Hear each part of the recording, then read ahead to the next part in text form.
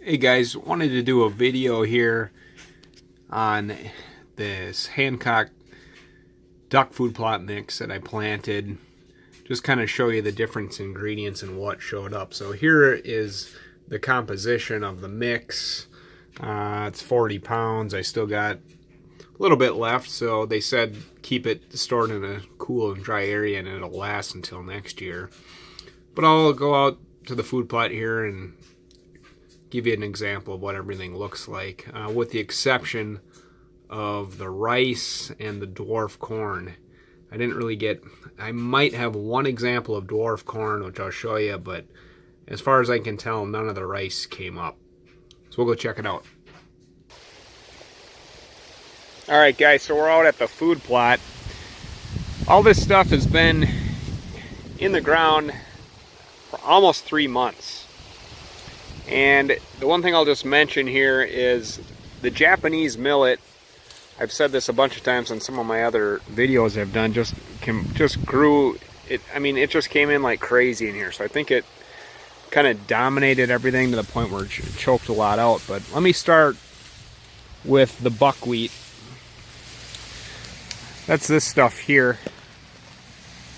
It's kind of got a little wider leaf profile and the stem. This stuff came up early with the Japanese millet, but it doesn't get quite as tall, so it kind of got choked out. This stuff's usually really identifiable by the white flower that it gets, but we're so late in the season here that the flower isn't really showing much. Here's one that's a little bit white.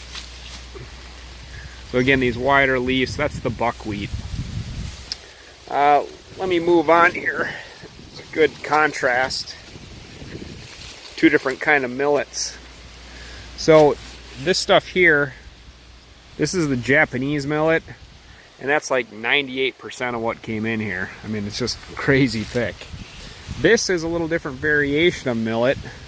This is what's known as, I think it's Dove Proso millet is how you pronounce it. But that probably came in second most thick relative to the Japanese millet. But we're talking, like I said, maybe 1%. 98% of this stuff is the Japanese. Let me go give you a couple other things here.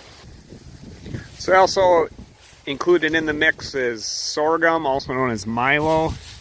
That's this stuff here. This stuff is pretty tall. It's the tallest of everything that came in, and the leaves are wider too. Definitely wider than the Japanese millet. For whatever reason, this stuff really seemed to come up on the edge of everything.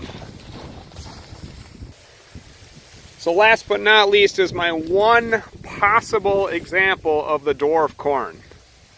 This across this whole food plot, which is over 1/3 of an acre. This is the only example I can find that I think is actually the dwarf corn. I was kind of bummed to see a lot of that come up, but that's all I got.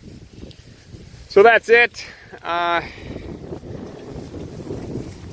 say the food plot's a success, but I must have perfect conditions for Japanese millet because that's really what dominated everything in here. Actually, you guys just missed it. My dog just flushed a pheasant out of this area. I really planted this for waterfowl, but hey, whatever. If it's good for the ducks and the pheasants and the deer, it's all good. See you next time.